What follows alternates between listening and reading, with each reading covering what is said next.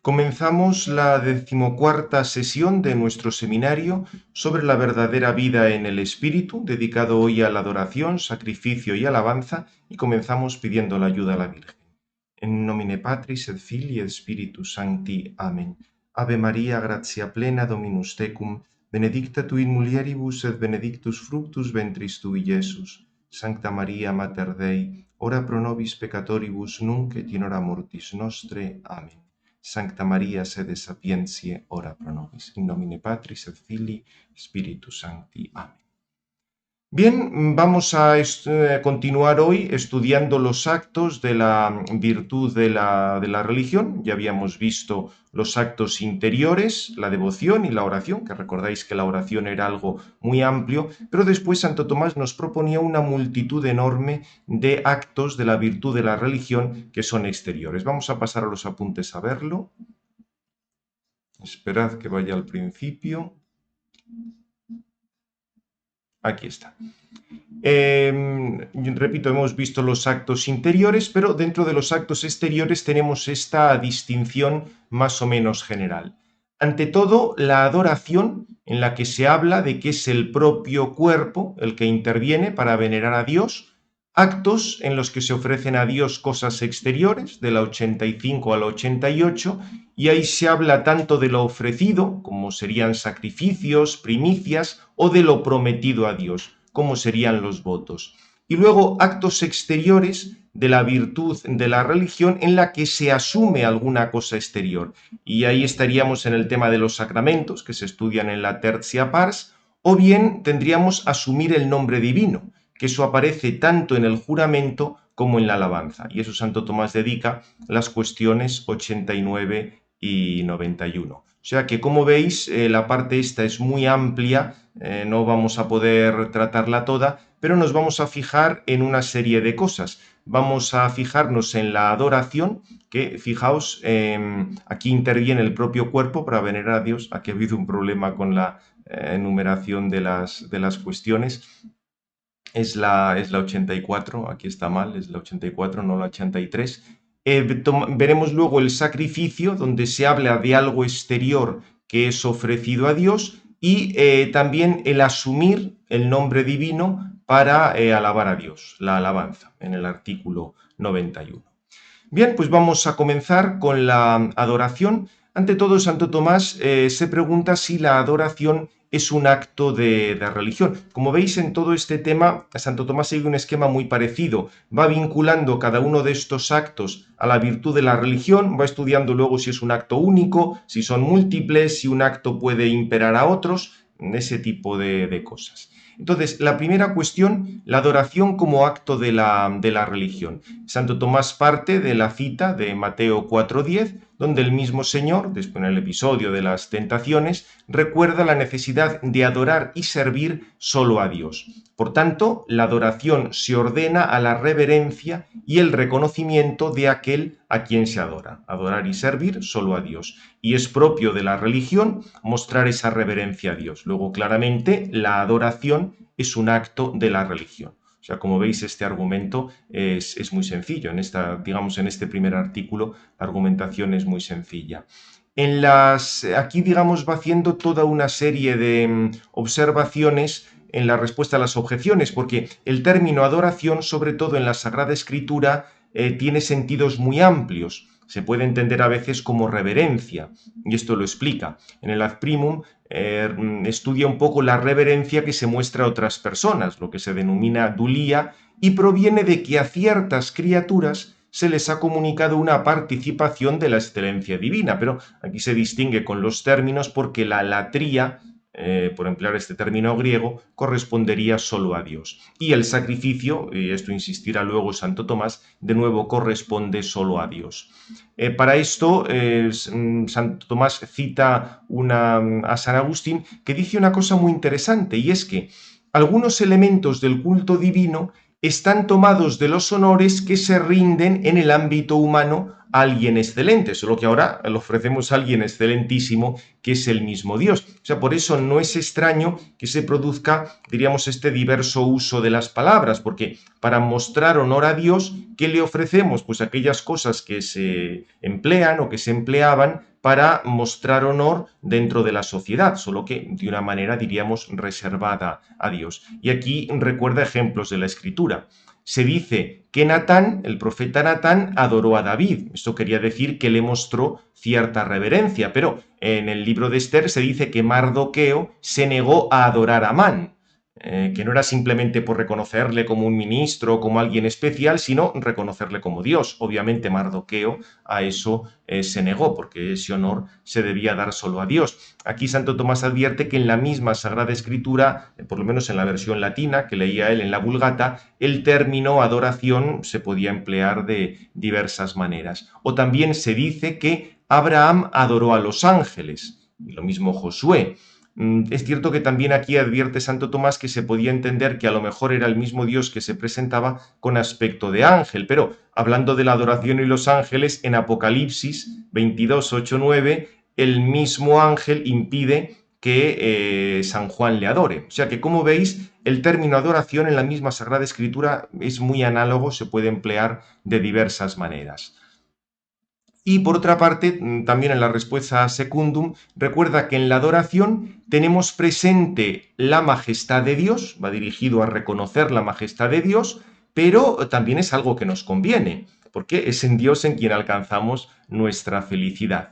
Y luego recuerda pues alguna cosa práctica en el ad tertium, que en la adoración a la Trinidad a veces se hace una triple genuflexión como signo de la Trinidad de personas, pero la adoración que se da a Dios es única, o sea, podemos mostrar esa adoración única a Dios pues a veces con signos diversos o incluso pues recordaba esta práctica de su tiempo de adorar a la Trinidad con una triple genuflexión, pero la adoración en cuanto tal es única.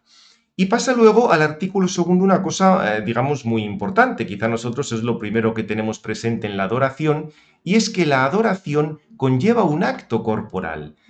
Aquí Santo Tomás parte de la glosa que comentaba Éxodo 25, ahí se hablaba de ese acto de adoración, habla de la adoración como un acto exterior.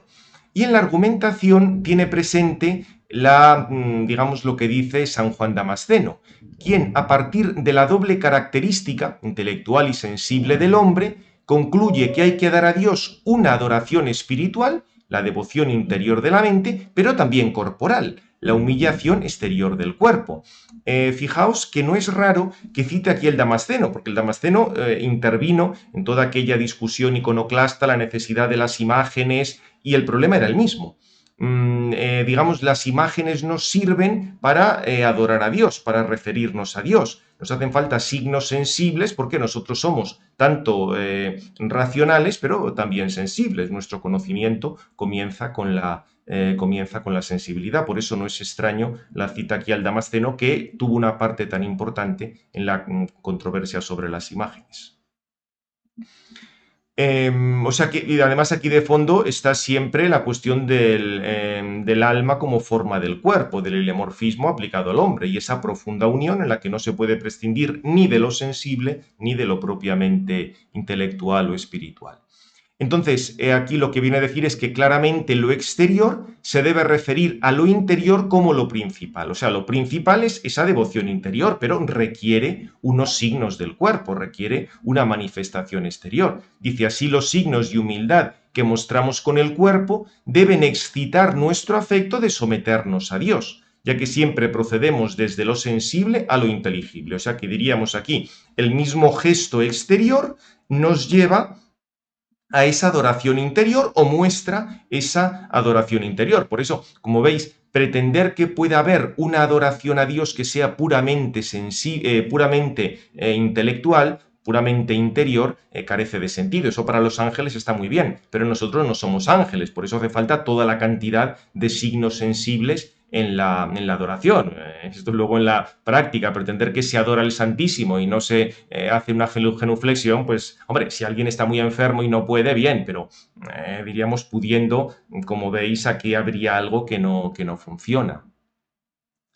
Santo Tomás precisa, ya en la respuesta a las objeciones, que el utilizar signos corporales no quiere decir que se deje de realizar la adoración in spiritu, en el espíritu, porque ese signo corporal procede de la devoción espiritual y se ordena a la misma devoción espiritual, por lo que hemos dicho antes, por esta profundísima relación alma-cuerpo, el alma como forma del cuerpo y la necesidad que tenemos siempre de signos sensibles. También, por otra parte, en el ad secundum compara digamos, ve que esto mismo se daba en la oración. Teníamos oración en la mente y luego eso se expresaba en palabras. Recordad lo que habíamos dicho en la sesión anterior al hablar de que la oración también debía ser vocal. En la adoración sucede lo mismo. La adoración ante todo es la reverencia interior y de manera secundaria en los gestos corporales. De nuevo el ejemplo de la rodilla. Doblamos la rodilla para mostrar que somos débiles en comparación con Dios, o nos postramos para indicar que no tenemos nada de nosotros mismos. Aquí además es interesante, no sé si habréis visto en algún momento esas imágenes de códices antiguos donde aparecen las formas de oración que tenía Santo Domingo de Guzmán, a veces pues tumbado en el suelo, de rodillas, de pie, o sea, diversas posturas en la adoración o en la oración. Evidentemente, Santo Tomás debía conocer un poco todas aquellas prácticas y por eso insiste tanto en esto. Por supuesto, reconoce en el ad tertium que mediante lo sensible no alcanzamos a Dios, o sea, no es que los sentidos puedan alcanzar a Dios, pero mediante signos sensibles nuestra mente sí es movida para atender hacia Dios. O sea, el conocimiento de Dios lo tenemos en un nivel inteligible, no en un nivel sensible. Pero para llegar a conocer, incluso para conocer a Dios analógicamente, necesitamos signos. Las criaturas hacen de signo para que podamos conocer a Dios, o cuando empleamos palabras, las palabras son un cierto tipo de signo. O sea que, como veis, es muy interesante aquí esta comparación de cómo en la oración tenía que haber también palabras exteriores, signos vocales, que además son sensibles, con los signos que empleamos en la adoración. Y un poco en esta misma línea, Santo Tomás se pregunta si hay un lugar para la adoración. Aquí el Señor parte del episodio de la purificación del templo, tal como lo describe el apóstol San Juan, porque después de purificar el templo de los vendedores, se refiere al templo como casa de oración, citando Isaías 56:7. Como os digo aquí, este artículo es un desarrollo del anterior y vuelve a insistir en lo mismo. La adoración es la devoción interior de la mente y lo secundario son los signos corporales. Obviamente la mente sabe que Dios no está comprendido en ningún lugar, pero los signos corporales sí deben estar en un lugar determinado, lógicamente. Si son corporales, ocupan un lugar. Entonces, si hemos dicho que para la adoración necesitamos signos, es perfectamente lógico y perfectamente razonable que haya un lugar donde se encuentren esos signos y que en las casas de oración, en las iglesias, haya unos signos específicos que nos lleven a la adoración. Claro, esto diríamos es muy muy importante. Si digamos vemos un poco la deriva del arte religioso contemporáneo, suponiendo que se le puede llamar arte, la arquitectura de algunas iglesias, cuando en muchas personas esto no lo tienen presente y no recuerden, no se creen que haga falta una serie de signos sensibles exteriores, porque en el fondo no tienen claro la unión alma-cuerpo y todas estas cosas, se han hecho iglesias completamente desnudas, que casi parecen una sala zen o un hangar de aviones. No, tiene que haber una serie de signos. Es cierto que aquí debe existir la prudencia y ha habido a veces quizá algunos excesos cuando se han colocado pues demasiados signos o demasiadas cosas, pero tiene que haber una serie de signos, de imágenes que nos remitan a esa gloria de Dios, a esa alabanza o esa veneración que damos a Dios. O sea que, digamos, las consecuencias de esto prácticas son bastante claras.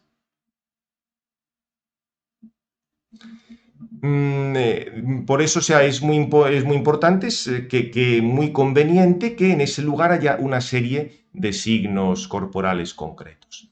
Aquí Santo Tomás luego en las objeciones vuelve a rematar un poco la argumentación, explica las palabras del Señor a la samaritana, cuando dice que llegará un momento en que los verdaderos adoradores adorarán a Dios en espíritu y en verdad. Lo que quería decir es que iba a cesar la adoración según el rito de los judíos de Jerusalén y según el rito de los samaritanos en Garizim. ¿Por qué? Porque ya llegaba el Evangelio.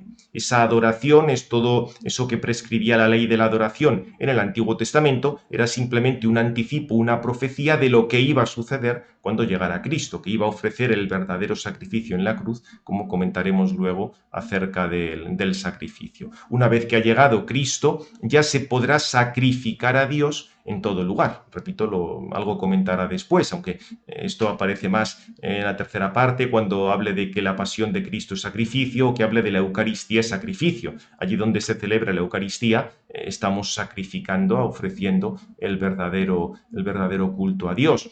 Obviamente siempre será conveniente que sea un lugar sagrado, aunque podría celebrarse fuera de lugar sagrado, un poco en la línea de lo que hemos dicho antes.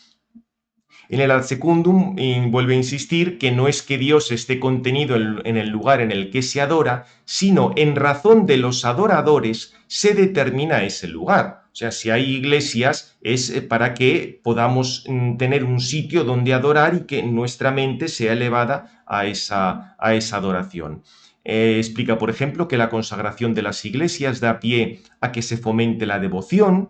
Ahí están los misterios sagrados, los sacramentos, otros signos de santidad, acuden muchos, con lo cual es una oración común y así el Señor la escucha mejor, un poco según eso de que donde dos o tres estén reunidos en mi nombre, allí estoy yo, o sea que hace falta un lugar para congregarse y poder rezar.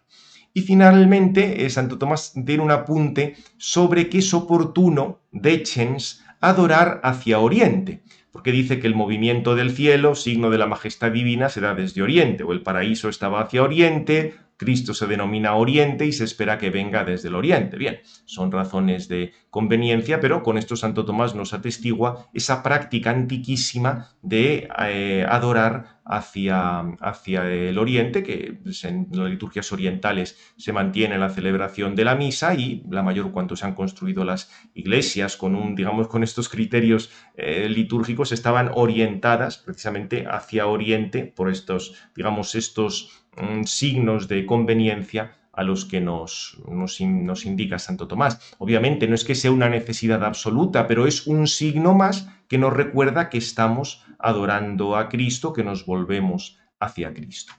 Bien, tenemos que tratar también, dentro de esos actos exteriores de la religión, el tema del sacrificio.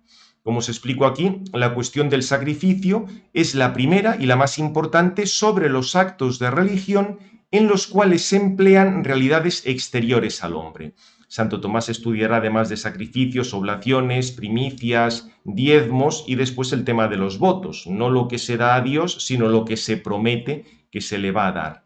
Aquí no habla del sacrificio principal, que es la cruz de Cristo, ni de la Eucaristía como sacrificio, porque eso lo va a abordar en la tercera parte, sino que va a tratar de la noción general de sacrificio. Claro, esto es importantísimo, porque si no sabemos qué quiere decir la palabra sacrificio, ¿cómo podemos decir si la cruz es sacrificio o si la Eucaristía es sacrificio? Primero habrá que saber qué entendemos por sacrificio.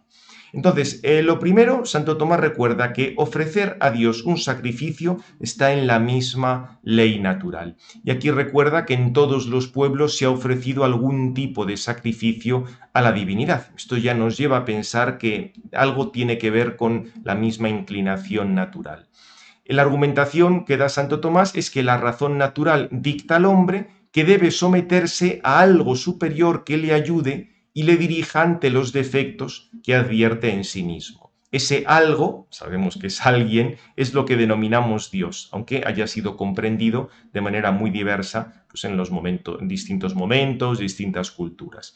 Entonces se explica que hay una inclinación natural a que el hombre se someta y dé honor a lo superior. O sea, si tú reconoces que algo es superior, pues te das cuenta de que tienes que recurrir a él, tienes que darle ese reconocimiento, etc.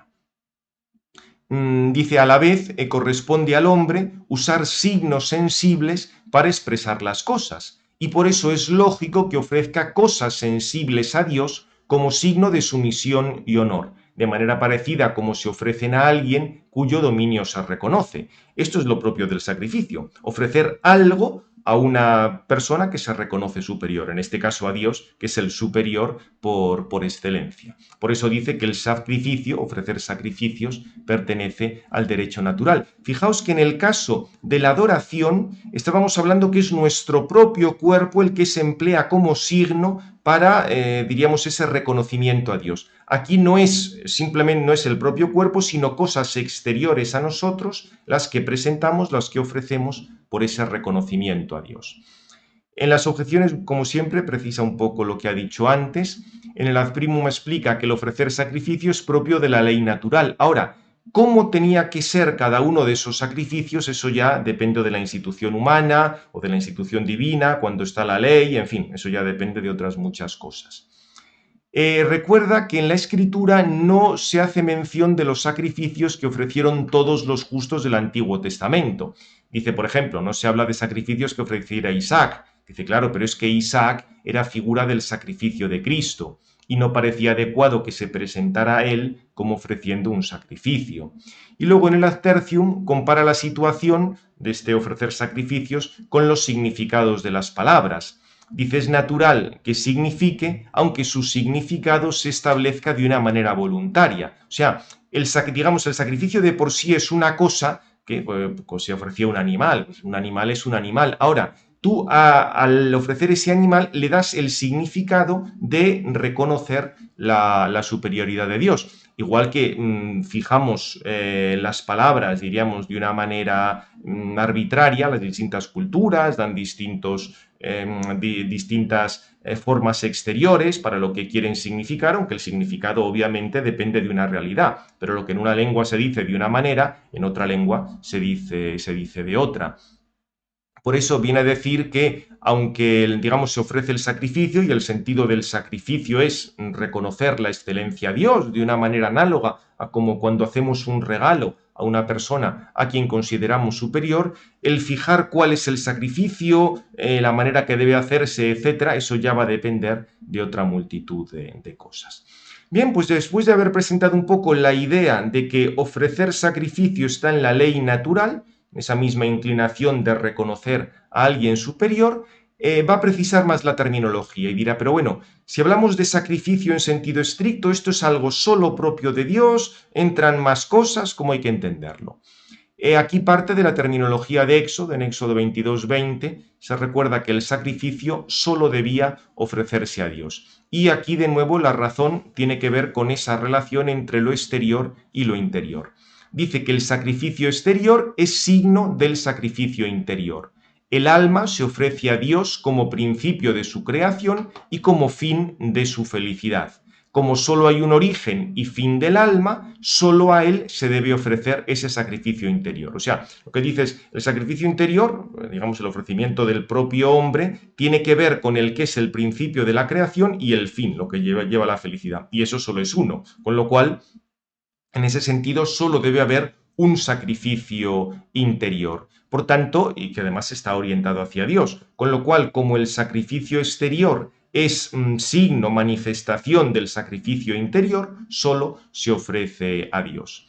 Aquí pone la comparación con algunos signos que en la sociedad estaban reservados para diversas dignidades. Había algunos signos que solo podía emplear digamos, el gobernador supremo o el emperador. Si los utilizaba otro gobernante inferior, digamos, otro político inferior, otro representante de la sociedad inferior, sería un crimen de lesa majestad. Sería como si digamos, un cabo utilizara insignias de un general. No, usted tiene que utilizar las de cabo, las de general son para el general. O sea, en ese sentido, es un poco recordar la verdad de los signos. Los signos tienen que referirse a alguna cosa y no podemos cambiarlos arbitrariamente. Si tal signo se refiere a la dignidad del emperador o digamos, al papel que tenía el emperador en la sociedad, ese signo no puede ser empleado por otro que no sea el emperador. Recuerda que, o sea, por eso dice que en la ley divina estaba penado con la muerte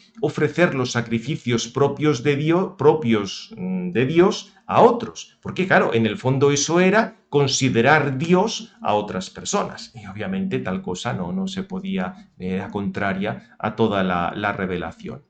Por supuesto, nos explica en la respuesta a las objeciones que los hombres, por la gracia, adquirimos esa participación de la naturaleza divina. Pero claro, es una participación, no es la igualdad. Por lo cual, el que participemos de la naturaleza divina no quiere decir que tengamos el honor divino, porque el honor divino se refiere al que tiene esa excelencia, al que es único. Si tú, digamos, participamos de la naturaleza divina en cuanto que tenemos unas, digamos, Dios produce en nosotros esas cualidades sobrenaturales que son como un reflejo de lo que es el mismo Dios, una expresión de esa naturaleza divina, tal como explica Santo Tomás en la 110 de la prima secunda, en el artículo segundo, creo recordar. Entonces, claro, sí tenemos esa expresión o ese reflejo de lo que es la majestad divina, pero nosotros no somos Dios. Por eso el sacrificio solo se debe ofrecer a Dios. También luego está la cuestión, esto lo trata en el Ad Secundum, que algunos animales ofrecidos en sacrificio a Dios valían menos que algunos obsequios y honores rendidos a ángeles y hombres. Pero aquí la cuestión no era esa, que la cuestión no es si el animal sacrificado vale más o menos que el regalo que le hace un nieto a su abuela. La cuestión es que significa ese animal sacrificado algo que se reservaba a Dios, sobre todo cuando era un holocausto, se quemaba completamente, independientemente de que valiera más o menos. Es cierto que, recordáis, el profeta Malaquías insistía en que se hicieran bien los sacrificios, porque había quien ofrecía el sacrificio, el cordero que estaba viejo, malo, enfermo, y así se lo quitaban de en medio y vendían el otro que era más caro. Decía que evidentemente eso era una tomadura de pelo, pero digamos, sin llegar a esos extremos, no es cuestión de ver si lo que ofrecido en sacrificio valía mucho más o valía mucho menos, sino el significado que tenía. También aquí, por supuesto, siempre está la cuestión de la prudencia, o sea, para el culto divino se deben utilizar cosas buenas. Tampoco hace falta caer en excesos, pero lo que tiene poco sentido es hacer excesos en otras cosas y en cambio en el culto divino diríamos racanear o no gastarse nada. Y luego, pues no sé, gastarse un dineral en cosas que son enormemente superfluas. O sea, como siempre, interviene la prudencia, pero creo que el sentido de esta respuesta es claro. Y también recuerda en el Ad Tertium que en el culto divino, en el culto cristiano, el sacrificio se ofrece solo a Dios. Solo que damos gracias a Dios por las victorias de los mártires, tratamos de imitarlos, o sea, habla un poco como a los santos se les cita en el culto divino, en el sacrificio que ofrecemos a Dios, pero el culto, el sacrificio, propiamente se ofrece solo a Dios, no a los santos, diríamos, de una manera indirecta. Digamos, en las discusiones que hay de vez en cuando acerca de si las canonizaciones son infalibles o no, muchas veces sale esto, cómo la Iglesia va a dar culto a alguien que a lo mejor no ha existido o una falsa canonización. Bueno, en realidad es que el culto se da a Dios. Lo que pasa es que en el culto se menciona a santos o a mártires, pero diríamos eso es algo secundario, porque lo principal del culto y lo que no falla es ese estar dirigido hacia Dios. Bien, después de haber comentado que el sacrificio está en la ley natural, que el sacrificio se ofrece solo a Dios, lo va a presentar el sacrificio como acto especial de virtud. Aquí Santo Tomás parte de que en el Levítico había una ley especial acerca de los sacrificios y se entiende, por tanto, que son actos específicos, actos concretos. Aquí la dificultad estaba en que cuando un acto de una virtud o un vicio se ordena al fin de otra virtud u otro vicio, participa de la especie de aquello a lo que se ordena. Con el ejemplo lo vais a entender muy claro. Si alguien roba para fornicar con el dinero robado, el robo mismo participa del carácter pecaminoso que tiene la fornicación. O sea, no es simplemente un robo para que alguien se compre una comida o se compre un coche, sino un robo para cometer otro pecado ulterior, con lo cual el pecado de robo participa de la deformidad de la fornicación. Vamos a pasar esto al sacrificio, que ahí no son pecados, sino virtudes. En este caso tendríamos que el sacrificio es un acto loable por ordenarse a la reverencia divina. Y en ese sentido pertenece a la virtud de la religión. Claramente, la virtud de la religión tiene que ver con el culto, con todo tipo de reconocimiento que hacemos a Dios, luego el sacrificio pertenece a la virtud de la religión. Pero se puede dar una limosna, se puede hacer una mortificación para ordenarla a la reverencia divina, y en ese sentido serían sacrificios. O sea que tú puedes utilizar otra cosa que directamente no es un sacrificio, porque no está dedicado únicamente al reconocimiento de la majestad divina, sino que tiene, diríamos, otras utilidades o tiene otros motivos por los cuales es bueno, pero tú lo ordenas digamos, a la reverencia divina. Igual que habías ordenado antes el robo a la fornicación, eso desde el punto de vista malo, aquí desde el punto de vista bueno, tú ordenas la limosna a la reverencia divina, ordenas el ayuno a la reverencia divina, y en ese sentido serían también sacrificios. O sea, propiamente el sacrificio en sentido estricto sería aquello que únicamente está para mostrar digamos, ese reconocimiento de la majestad divina. Pero tú puedes utilizar otras cosas que tienen su propia bondad, tiene, digamos, su propia finalidad buena, orientarlas hacia el reconocimiento de esa grandeza divina. Y también en ese sentido serían sacrificios. Esto luego lo va a desarrollar en las respuestas a las objeciones. Cita a San Agustín en el Ad Primum para decir que ya el querer entrar en cierta unión y sociedad con Dios ya ya pertenece a la reverencia divina. Entonces, cualquier acto por el que queremos entrar en esa unión con Dios y darle cierta reverencia, ya sería, en cierto modo, un sacrificio, aunque ese acto, además, sea otras muchas cosas. En el Ad Secundum precisa diversos bienes que podemos ofrecer a Dios.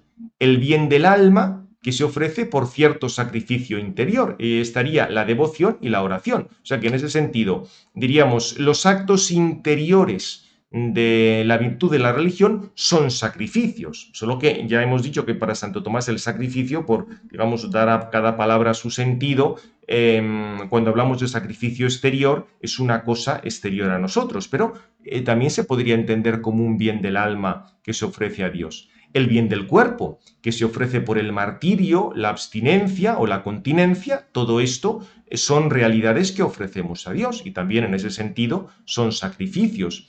Bienes exteriores, que se pueden ofrecer directamente a Dios o indirectamente al compartirlos con el prójimo por Dios, por gloria de Dios, dar limosna por gloria de Dios o cualquier cosa de estas. Por último, en el Ad Tertium precisa que se llama sacrificio cuando se realiza algo en las cosas ofrecidas a Dios. Por ejemplo, el matar a los animales o partir el pan y comerlo. La oblación, en cambio, era simplemente ofrecer algo, pero no se realiza ninguna operación en lo ofrecido. Las primicias eran una especie de oblación y los diezmos, dice, no son ni sacrificios ni oblaciones, porque no es que se dan a Dios inmediatamente, sino a los ministros del culto, se entiende, para que mantengan el culto, no para que se dediquen a otras cosas. O sea que el dinero de los diezmos se supone que tenía que tener ese sentido de el culto divino, la transmisión de la fe, todas estas cosas, porque pensar que al final, diríamos, la transmisión de la fe se orienta a que reconozcamos a Dios y a que le demos el culto que se merece. O sea, en ese sentido, que yo de que la liturgia es la fuente y la cumbre de toda la actividad de la Iglesia, va un poco en esta línea, pero es interesante aquí un poco diríamos, la terminología que hace. Sacrificio cuando se realiza algo en las cosas ofrecidas a Dios, algún tipo de rito, algún tipo de acto, como matar los animales o partir el pan y comerlo. Oblación, simplemente ofrecer. Primicias, un tipo de oblación, y los diezmos, que no eran ni sacrificios ni oblaciones. Y luego se pregunta también Santo Tomás si todos deben ofrecer sacrificios.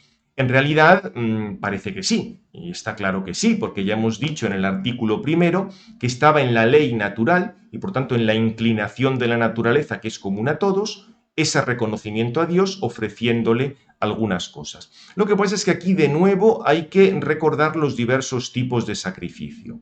Ante todo, el sacrificio interior, que era ofrecer la mente con devoción a Dios. Estábamos ahí en los actos internos de la virtud de la religión, la devoción. El sacrificio exterior.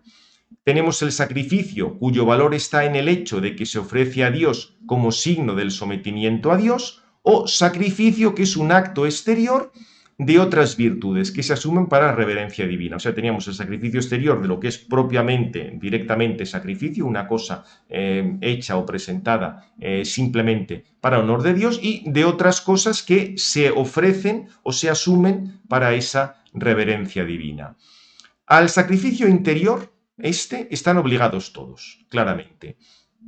Respecto al sacrificio exterior de primer tipo, cosas que se ofrecen como signo del sometimiento a Dios, aquí habría que tener en cuenta los preceptos de la ley o la situación antes de la ley, cómo ofrecían sacrificios los patriarcas, aquí dependía la situación, las costumbres del lugar, porque aunque diríamos todos hicieran suyo ese sacrificio, no todos tenían necesariamente que ofrecerlo. Algunos sí, otros no. Recordáis, por ejemplo, en el pasaje del Éxodo, como después de la adoración al becerro de oro, ya antes los primogénitos eran los que ofrecían sacrificios, después ya queda reservado a una determinada tribu. O sea, eso, fue cambiando incluso dentro de la misma Sagrada Escritura, y en el Antiguo Testamento se establece que eran los sacerdotes los que podían ofrecer determinados sacrificios. Una vez que llega Cristo, cuando los cristianos tenemos el carácter bautismal, eso nos permite unirnos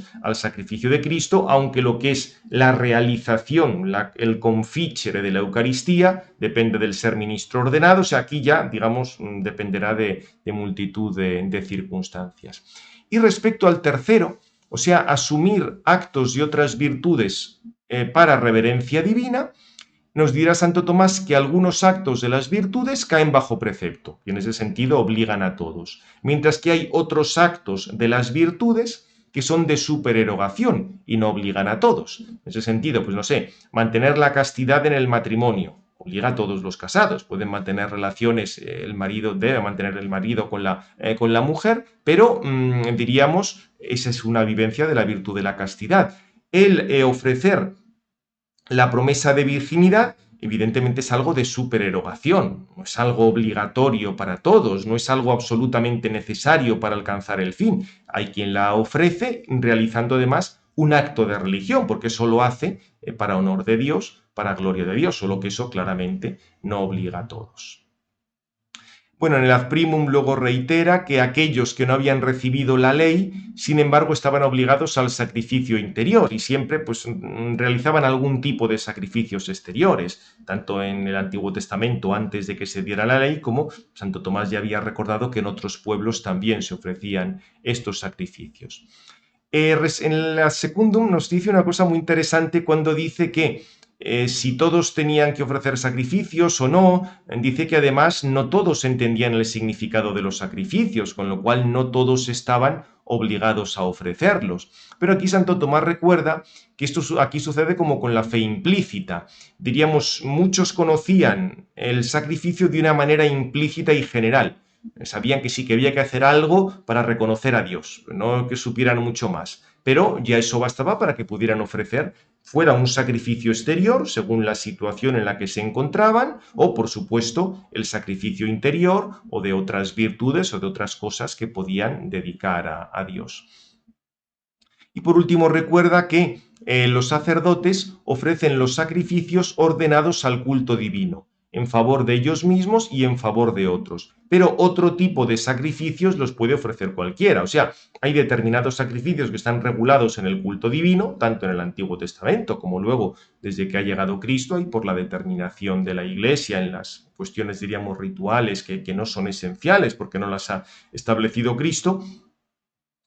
Pero, otros tipos de sacrificios lo puede ofrecer cualquiera. También Santo Tomás recuerda en la parte cuando habla de la Eucaristía como sacrificio, las palabras del canon romano, que también en cierto modo los bautizados ofrecen el sacrificio de la misa. Es cierto que ahí en latín la terminología es más clara, porque el confícere, diríamos el fabricar, el transustanciar, hacer que el pan se convierta en el cuerpo y el vino en la sangre, eso sí que es propio solo de los sacerdotes o de los obispos, pero el unirse a ese sacrificio, eso depende ya de todo aquel que tenga el carácter bautismal. Por eso en la antigüedad era muy claro, no podía estar en la Eucaristía aquel que no había sido bautizado.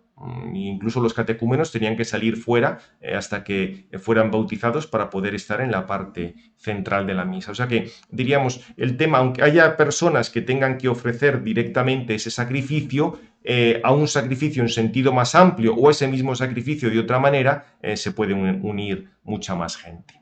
Bien. Ya por último, en la cuestión 91, que solo tiene 2 artículos, la alabanza del nombre de Dios. Esto es tomar el nombre de Dios para un acto de la virtud de la religión. Aquí Santo Tomás recuerda que hay una alabanza vocal del nombre de Dios. En los Salmos aparece clarísimamente: mi boca te alabará con labios jubilosos. Con lo cual queda claro que en la alabanza de Dios se emplean los labios y la boca, es una alabanza vocal. Y aquí Santo Tomás explica que la razón para usar palabras cuando nos dirigimos a Dios es distinta de la que motiva el uso de palabras entre los hombres. Fijaos que esto es parecido a lo que dijimos en el caso de la oración. Porque acordaos que la oración para Santo Tomás es sobre todo petición, oración de petición de algunas cosas. Y también ahí convenía utilizar palabras, como vimos. Ahora es utilizar palabras, pero simplemente para glorificar a Dios. No tanto para pedirle, sino para glorificarle. Dice que en la sociedad humana las palabras expresan exteriormente el concepto interior. Cuando se emplean palabras para alabar a otra persona, hacemos así que le sea conocida a esa persona la opinión favorable que tenemos de él. O también con esas palabras inducimos a quienes las escuchan a que tengan buena opinión de aquel a quien se habla. Alabamos a alguien, pues no solo, digamos, mostramos nuestro respeto a él, sino que también podemos animar e inducir a otras personas a que tengan ese mismo respeto o esa misma veneración. Pero claro, en el caso de Dios esto no es así, porque Él ya conoce nuestros corazones, no hace falta que se lo manifestemos. Esa manifestación es necesaria para inducir a otros y también a nosotros mismos a esa reverencia a Dios. O sea que la alabanza vocal es necesaria en razón del mismo que alaba, para que nos animemos más a reconocer a Dios, para que también nos apartemos del mal y para que estimulemos a otros hacia Dios. O sea que, como veis, la ventaja de la alabanza a Dios, quienes la recibimos, somos nosotros. Bien, la Primum recuerda que sí, la esencia divina es incomprensible y está más allá de cualquier alabanza que se le pueda hacer. Habría que, digamos, en ese sentido, habría que darle el honor de la reverencia y la adoración. El Psalterium Hieronymianum, al comentar el Salmo 64.2, decía que la alabanza calla ante ti. O sea, en el sentido de que es que ya no podemos decir nada, pero habrá que emplear algunas palabras. Dice, y a ti se te ofrece el voto con respecto al honor de la adoración. Lo que pasa es que, aunque no captamos lo que sea la esencia de Dios, se nos escapa, sí podemos hablar de Dios respecto a sus efectos. Esos efectos se dan para nuestra utilidad y en ese sentido se le debe la alabanza. O sea que, aunque no haya una palabra que describa perfectamente a Dios, sí tenemos muchísimas que nos hablan de los efectos que Dios hace en nosotros, con los cuales nos ha beneficiado y a partir de ahí planteamos la alabanza. Claro, lo que sucede también lo advierte en el ad secundum. Si solo hay alabanza de la boca y no hay un reconocimiento interior del corazón, pues no hemos conseguido nada, porque hace falta ese reconocimiento interior que pronuncia la alabanza divina pensando con afecto en las obras de Dios. O sea, las palabras tienen que manifestar ese afecto exterior, que además lo ha venido diciendo Santo Tomás, es que es útil que lo manifestemos con palabras exteriores para también animar más el afecto interior. O sea, aquí palabras y afecto interior, por así decir, se retroalimentan mutuamente. Por eso dice, la alabanza ayuda al afecto interior del que alaba y de quienes lo escuchan. Y por eso reitera en el Ad Tertium que la alabanza no es para utilidad de Dios, sino para utilidad nuestra. Y ya por último recuerda que también el canto es útil en la alabanza. Habla aquí de lo que cuenta San Agustín, su experiencia de cómo el canto lo empleaba San Ambrosio en Milán y que era muy útil para la alabanza. Dice que así como la alabanza vocal está para estimular el afecto del hombre hacia Dios, lo que puede ser útil en ese sentido es asumido para la alabanza divina. Y como los diversos tipos de melodías, diríamos, las almas de las personas, los ánimos de las personas, se disponen de una manera o de otra, el canto puede ser muy útil para la alabanza divina y de hecho así ha sido empleado siempre en la Iglesia y en el Antiguo Testamento. O sea, se trataba de provocar la devoción, dice más en los espíritus débiles, como sostenía San Agustín, pero en cualquier caso, él mismo dice que los cantos eclesiásticos le conmovían, era una ocasión para alabar internamente a Dios. Explica que el término cántico espiritual no quiere decir que sea puramente interior, sino también algo que se canta exteriormente y provoca la devoción espiritual. Eso sí, no es cuestión de hacer un teatro, porque hay que excitar la devoción y no la ostentación. Por supuesto que hay otros medios de excitar la devoción, como la enseñanza y la predicación, y dice que por eso los prelados lo propio es que prediquen mientras que no se dediquen a cantar, que el canto es mejor, digamos que se repartan las funciones. Y aquí Santo Tomás, digamos, es más bien austero con respecto al uso de instrumentos musicales. Dice que está el peligro de que fomenten más el deleite que la devoción. Explica que en el Antiguo Testamento el pueblo era más carnal, había promesas terrenas, tenía más lógica el uso de instrumentos musicales, pero Santo Tomás aquí prefiere que se use simplemente la voz humana para que no haya excesivas distracciones. Y el Ad Quintum, ya con eso terminamos, es bastante sutil porque dice que si uno se fija mucho en el canto por deleite, se olvida de las cosas que se cantan. Pero si se canta por devoción, considera el texto con más atención, ya que se detiene con más pausa sobre algunas expresiones o también, de acuerdo con San Agustín, los afectos del espíritu tienen su propia expresión en la voz y el canto. Incluso Santo Tomás plantea la cuestión de que aunque los oyentes no entiendan lo que cantan, sí saben por qué se hace. O sea, no entienden las palabras que se están cantando, pero saben que esas palabras se están dedicando a Dios y eso excita su devoción, porque ven pues que esa cosa tan hermosa que se está haciendo, esas melodías, están siendo dedicadas a Dios y eso sirve para excitar la devoción. Bien, pues terminamos ya. Como veis, son muy interesantes todos estos artículos sobre la virtud de la religión. Podría haber todas las cuestiones con mucho más detalle. Ya el próximo día terminaremos simplemente con lo que serían excesos o defectos, que, bueno, más que excesos, defectos que puede haber en este campo. Gloria al Padre, al Hijo y al Espíritu Santo, como era en el principio, ahora y siempre, por los siglos de los siglos. Amén. Sagrado corazón de Jesús, en vos confío. Hijo del Espíritu Santo. Amén.